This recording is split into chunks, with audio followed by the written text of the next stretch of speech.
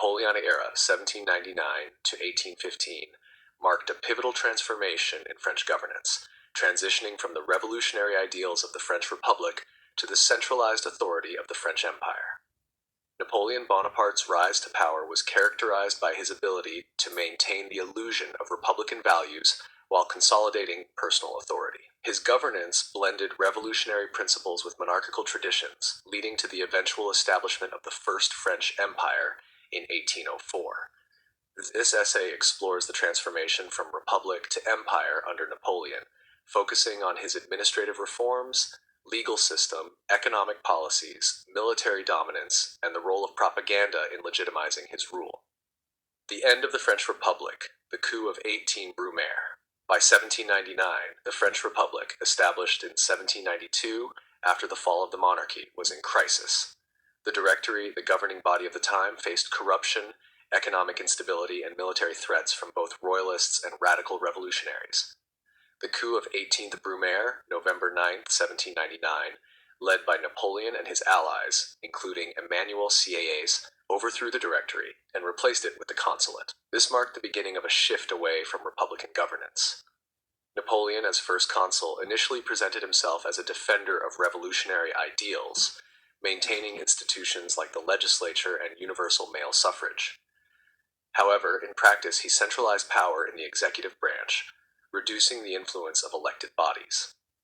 The Constitution of Year 8, 1799, created a government where Napoleon, as first consul, wielded dominant authority, setting the stage for his eventual transformation into emperor. Centralization of power. Napoleon's governance was marked by a strong central authority. He maintained the facade of republican institutions, but ensured they were under his control. The Senate, Tribunate, and Corps Legislatif existed in name but had little real influence. The role of prefects, introduced in 1800, allowed for direct control over France's departments, ensuring loyalty to the central government. Prefects reported directly to Napoleon and played a key role in law enforcement, taxation, and public works. While Napoleon claimed to uphold the revolutionary principle of meritocracy, political appointments were often based on personal loyalty rather than democratic principles.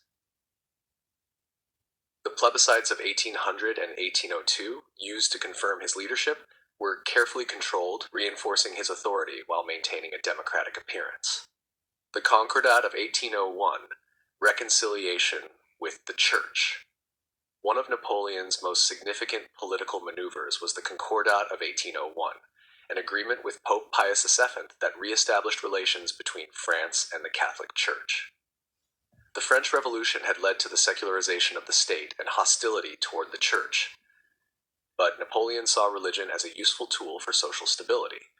The Concordat recognized Catholicism as the religion of the majority of French citizens, while maintaining religious tolerance. Clergy were to be appointed by the state, ensuring that the Church remained under government influence. By reconciling with the Church, Napoleon strengthened his legitimacy, appealing to both religious conservatives and former revolutionaries. The Napoleonic Code, a legal legacy. One of Napoleon's most enduring reforms was the creation of the Civil Code of 1804, known as the Napoleonic Code. This legal system standardized laws across France and influenced legal systems worldwide. The code reinforced key revolutionary principles such as equality before the law, property rights, and secular governance. However, it also limited certain freedoms, particularly for women, who lost many of the rights they had gained during the Revolution.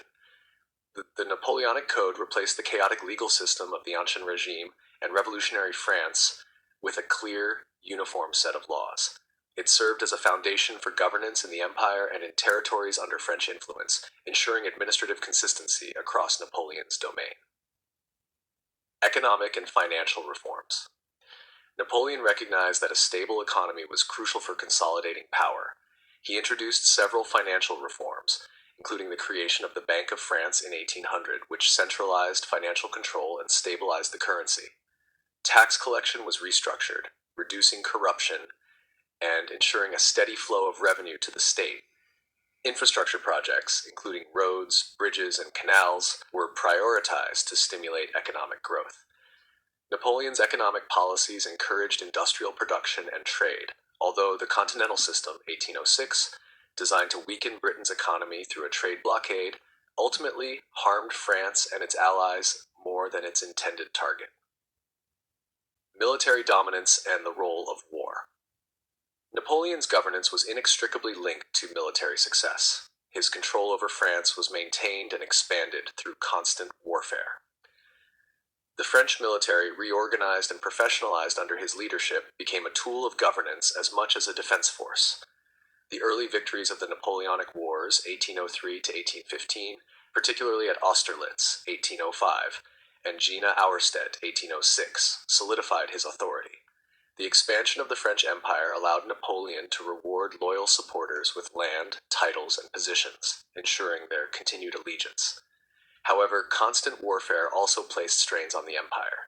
The Peninsular War, 1808 to 1814, and the disastrous Russian campaign of 1812 weakened Napoleon's grip on power. While military success initially legitimized his rule, military failures contributed to his eventual downfall. The transition to empire. In 1804, Napoleon officially transitioned from first consul to emperor. The decision to crown himself Emperor Napoleon I in a lavish ceremony at Notre Dame Cathedral on December 2, 1804, was both symbolic and strategic. By placing the crown on his own head instead of allowing the Pope to do so, Napoleon emphasized that his authority did not come from the Church, but from himself. The creation of the empire marked a departure from the republican ideals of the French Revolution. Napoleon reintroduced hereditary rule, appointing his relatives as kings and rulers of various European territories. While he justified his rule by claiming to protect revolutionary gains, his governance increasingly resembled that of the old monarchies he had once opposed. Propaganda and public image.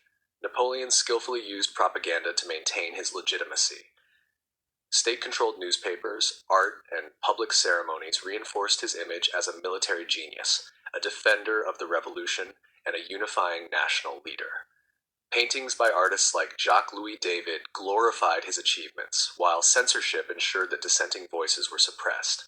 He also cultivated a personal connection with his troops, often addressing them directly in battle and referring to them as mes enfants, my children. This bond with the military helped secure their loyalty, even as his rule became increasingly autocratic. Decline and fall of the empire. Despite his reforms and military successes, Napoleon's empire eventually collapsed. The failure of the Russian campaign in 1812, followed by defeats in Germany and Spain, weakened his position. In 1814, he was forced to abdicate and was exiled to Elba. His brief return to power during the Hundred Days in 1815 ended with his final defeat at Waterloo and his exile to St. Helena. The fall of Napoleon led to the restoration of the Bourbon monarchy under Louis XVIII, but many of his reforms endured. The Napoleonic Code remained the foundation of French law, and the centralized administrative system persisted. His legacy continued to shape European governance long after his death in 1821. Napoleon's transformation of the French Republic into an empire was a complex process that combined revolutionary ideals with autocratic rule. His ability to maintain the illusion of republican governance while consolidating personal authority allowed him to reshape France's political landscape. Through legal, administrative, economic, and military reforms, he established a highly centralized state that, while no longer a republic, retained some revolutionary principles. Ultimately, Napoleon's rule demonstrated the tension between the ideals of liberty and the need for order. His legacy remains a subject of debate. Was he a defender of the revolution or a dictator who betrayed its ideals? Regardless, his impact on governance, law, and European history is undeniable, and the transformation he oversaw continues to influence political structures to this day.